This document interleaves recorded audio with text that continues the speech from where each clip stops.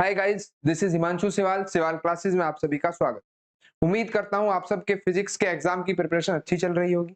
काफी सारे स्टूडेंट की डिमांड पर मैं ये वीडियो लेकर आया हूं कि मैं कुछ इंपॉर्टेंट टॉपिक्स आपको बताऊं एग्जाम के लिए 2023-24 एग्जाम के लिए, और कुछ एनसीईआरटी के क्वेश्चन। ठीक है, लेकिन मैं इस बात की कोई गारंटी नहीं ले सकता कि यही क्वेश्चंस या यही टॉपिक्स एग्जाम में आएंगे। ये कुछ ऐसे टॉपिक हैं जो मुझे लगता है कि आपको एग्जाम से पहले जरूर एक बार अच्छे से पढ़कर जाने चाहिए। ठीक है, यानी कि आपको सिलेबस को कंप्लीट ही कवर करना है, लेकिन जब आप कंप्लीट सिलेबस कवर कर चुके हो तो एक बार ये टॉपिक दोबारा से आप देख। ठीक है, या कोई बच्चा है जिसने पूरे साल कुछ पढ़ाई ही नहीं करी, तो वो अभी एंड टाइम पर अगर इन टॉपिक्स को कर ले तो शायद कुछ उम्मीद बन जाए। ठीक है, जो भी प्रिडिक्ट कर रहे हैं या गारंटी ले रहे हैं कि इसी में से एग्जाम में आएगा, इसी में से एग्जाम में आएगा, तो ऐसा तो बिल्कुल भी पॉसिबल नहीं है। ठीक है, एग्जाम पेपर कोई इंसान बना रहा है, वो कुछ भी दे सकता है सिलेबस के अंदर से। ठीक है, लेकिन अगर आप देखोगे chapter first electric charge and field के अंदर आपको टॉपिक जो है डाइपोल की एक्सिस पर जो electric field lines, electric field intensity निकालने का टॉपिक है, और इक्वेटोरियल लाइन पर एक्सिस और इक्वेटोरियल लाइन, ये दो टॉपिक हो गए। ठीक है, डेरिवेशन अच्छे से आपको करके जाना चाहिए। दूसरा, एप्लीकेशन ऑफ गॉस थ्योरम के अंदर 3 एप्लीकेशंस, ये तीनों एप्लीकेशन, इसके अंदर भी थर्ड वाली एप्लीकेशन स्फेरिकल शेल वाली ज्यादा इंपॉर्टेंट है, लेकिन तीनों ही अच्छी। Chapter 2 electrostatic potential and capacitance, यहाँ एक रिलेशन आता है इलेक्ट्रिक फील्ड इंटेंसिटी और पोटेंशियल ग्रेडियंट के बीच में, जो कि बहुत इंपॉर्टेंट है।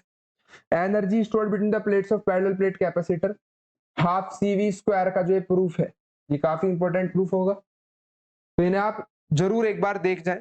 Effect of dielectric on electric field intensity, charge, potential. ठीक है, एनर्जी, कैपेसिटेंस, डाइलेक्ट्रिक का इन 5 क्वांटिटीज पर क्या इफेक्ट पड़ता है, और वो भी 2 कंडीशन में, जब बैटरी कनेक्टेड हो तब क्या इफेक्ट पड़ेगा, और जब बैटरी डिस्कनेक्ट कर दी जाएगी तब क्या इफेक्ट पड़ेगा, ये जरूर अच्छे से देख जाना। करंट इलेक्ट्रिसिटी चैप्टर के अंदर रेसिस्टिविटी का टेम्परेचर के साथ रिलेशन। ठीक है, एक सेमीकंडक्टर का, मेटल और अलॉय, इनका जरूर आप देख लें, और इनके ग्राफ भी दिए हुए हैं तीनों के, वो बहुत इंपॉर्टेंट है। व्हीटस्टोन ब्रिज टॉपिक, इसकी बैलेंस्ड कंडीशन का प्रूफ, किरचॉफ लॉ के ऊपर न्यूमेरिकल, टेम्परेचर कोफिशिएंट के ऊपर न्यूमेरिकल, ये बहुत इंपॉर्टेंट है। Clear. Moving charge and magnetism topic में आप एम्पियर सेकेंडल लॉ बढ़िया से पढ़ जाना, इसकी एप्लीकेशन, और मूविंग कोयल गैलोमीटर की कंस्ट्रक्शन, वर्किंग वगैरह सब कुछ अच्छे से। मैग्नेटिज्म एंड मैटर के अंदर पैरा डाया फेरोमैग्नेटिक सब्सटेंस के अंदर रिलेशन, देखिए बहुत छोटे चैप्टर है। मान लो चैप्टर 5 की मैं बात करूं तो वैसे तो आप पूरा भी पढ़ लो, कोई दिक्कत नहीं है। जैसे चैप्टर 6 है इलेक्ट्रोमैग्नेटिक इंडक्शन, ये आप कंप्लीट ही पढ़ लो तो दिक्कत नहीं है, लेकिन जब आप पूरा पढ़ लें तो इन टॉपिक पर थोड़ा सा आपको एक्स्ट्रा ध्यान देने की आवश्यकता है। जैसे कि फैराडेज लो, लेंज लो, लेंज लो के ऊपर आपका 1 मार्क्स का question direction of induce current के ऊपर आ सकता है। सेल्फ इंडक्शन, म्यूचुअल इंडक्शन की डेफिनेशन, सेल्फ इंडक्टेंस और म्यूचुअल इंडक्टेंस की डेफिनेशन भी, 4 डेफिनेशन हो गई। AC generator topic, construction, working, alternating current chapter के अंदर एक्सएल एक्ससी का ग्राफ फ्रीक्वेंसी के साथ, रेजोनेटिंग फ्रीक्वेंसी और उसके भी कुछ ग्राफ्स हैं। ठीक है, रेजोनेटिंग फ्रीक्वेंसी, देखिए ग्राफ तो पूरी बुक के अंदर जहां भी है, जो भी है वो इंपॉर्टेंट ही है। ट्रांसफॉर्मर के अंदर और विद न्यूमेरिकल आपको ट्रांसफॉर्मर चैप्टर करना है।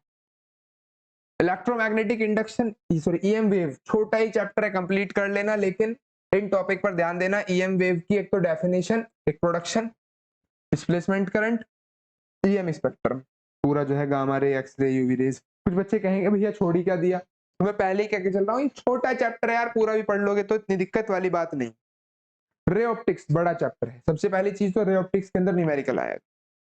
अगर डेरिवेशन की बात करो तो ये 2 फॉर्मूलों का डेरिवेशन काफी ज्यादा बार पूछा जा चुका है, कंपाउंड माइक्रोस्कोप और एस्ट्रोनॉमिकल टेलीस्कोप, तो ये टॉपिक आपको बढ़िया से करके जाने हैं जरूर। क्लियर। नेक्स्ट, अब जो पार्ट 2 के जितने भी रे ऑप्टिक्स के बाद के चैप्टर हैं वो सभी छोटे छोटे चैप्टर हैं, लगभग वो आपको कंप्लीट ही करने हैं, लेकिन फिर भी मैं कुछ टॉपिक्स, तो हाइगन्स, ये तो पूरा चैप्टर ही आ गया, Huygens principle, law of refraction, Young double slit experiment के ऊपर numerical, intensity distribution curve. Dual nature के अंदर मैं कुछ भी नहीं कह सकता कि आप जो है छोड़ के जाना, लेकिन ग्राफ उसके जरूर जरूर जरूर देख के जाने हैं, ग्राफ बिल्कुल देख। नेक्स्ट, एटम पूरा देख लो, न्यूक्लियाई भी। लेकिन मैं फिर कह रहा हूँ लास्ट के 4-5 चैप्टर छोटे छोटे चैप्टर हैं, उसके अंदर भी अगर आपको इंपॉर्टेंट पूछने की जरूरत पड़ रही है तो ये सही नहीं, आप पूरा ही पढ़ के जाओ। लास्ट के चैप्टर्स तो बिल्कुल बहुत इजी चैप्टर्स है, लेकिन उसके अंदर भी जैसे पोटेंशियल एनर्जी का ग्राफ डिस्टेंस के साथ, बाइंडिंग एनर्जी कर्व है, न्यूक्लियर फोर्स की प्रॉपर्टीज है, ठीक है, ये तो जरूर कर लेना। Reverse bias, forward bias characteristics हैं, रेक्टिफायर पूरा टॉपिक।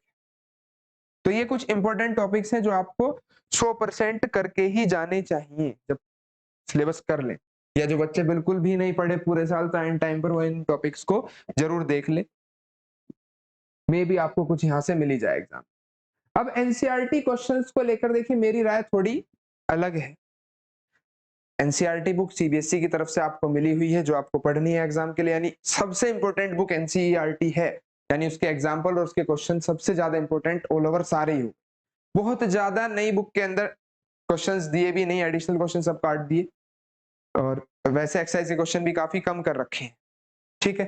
तो जिन बच्चों ने पूरे साल अच्छे से पढ़ाई करी है उन्होंने पूरी एनसीईआरटी विद एग्जांपल कंप्लीट ही कर रखी होगी। ये कुछ ऐसे क्वेश्चन टिक करे हैं मैंने, ऐसे क्वेश्चन यहाँ लिखे हैं जो अक्सर बच्चों के फंसते हैं, ठीक है। यानी कि मैं कहूंगा अगर आप अच्छे से पढ़े हो पूरे साल तो इनके अलावा जो क्वेश्चन है वो आप कर दोगे मेरे अकॉर्डिंग। इन क्वेश्चंस में चांसेस आपके फंसने के फिर भी हैं, फिर भी ऐसा हो सकता है कि पूरे साल पढ़ने के बाद भी इन क्वेश्चंस में से कोई क्वेश्चन अगर आ गया गलती से तो वहां आप अटक जाओ। इसके अंदर भी मैंने जो येलो मार्क करे गए हैं ये और इंपॉर्टेंट है, इन इंपॉर्टेंट में से भी इंपॉर्टेंट कुछ क्वेश्चन यहाँ पुरानी बुक के लिखे हुए हैं, ठीक है। पुरानी बुक के कुछ क्वेश्चन है, ये भी बहुत इंपॉर्टेंट है। पुरानी बुक जो सिलेबस में से जो है उसमें से कट गए, मतलब एडिशनल क्वेश्चन, लेकिन ये टॉपिक सिलेबस में अब भी है, ठीक है। तो ये क्वेश्चन आप जब भी करके जाओ, ये पुरानी बुक का क्वेश्चन है एक, बाकी ये क्वेश्चन इंपॉर्टेंट है, ठीक है। ये कुछ क्वेश्चन मार्क फिर वही हुआ जो लास्ट पार्ट 2 के जो चैप्टर्स थे 9 के बाद 10, 11, 12, 13, वो इतने छोटे चैप्टर है कि मैं क्या कटवाऊं और क्या करवाऊं, तो वो आपको जो है सारे ही क्वेश्चंस वहां देखने पड़ेंगे। तो जब आप एनसीईआरटी अगर पूरी कर रहे हो तो ये स्पेशली देखिए टॉपिक्स तो वो बच्चा भी कर सकता है जो जो पूरे साल पढ़ा नहीं, चलो इन टॉपिक को कर जाएगा, थोड़ी सी उम्मीद उसके पास होने की बन सकती है। लेकिन अगर मैं एनसीईआरटी क्वेश्चंस की बात करूं तो ये क्वेश्चन वो बच्चे ट्राई करें जिन्होंने पूरे साल यानी पूरी बुक अच्छे से कवर कर रखी है। ये वो क्वेश्चंस हैं जो हार्ड है, जो अगर एग्जाम में आए तो अटकने के चांस ज्यादा है, ये वो क्वेश्चन, ठीक है। तो ये इंपॉर्टेंट की मेरी डेफिनेशन यही है कि भाई ऐसे क्वेश्चन जो आपके एग्जाम में आने पर अटक सकते हैं, आ कुछ भी सकता है, ठीक है। तो आप इन्हें जरूर कर लें। इस वीडियो के अंदर इतना ही रखते हैं, बस मुझे यही थोड़ा सा बताना था कि कौन कौन से क्वेश्चन आपको कंपलसरी करके ही जाने चाहिए जरूर, ठीक है। एक एंड टाइम पर आप इन क्वेश्चंस को जरूर देख लें, ये बहुत ज्यादा नहीं, 5, 6, 7, 8, 9, 10, 11, 12, 14, 15, 16, 17, 18,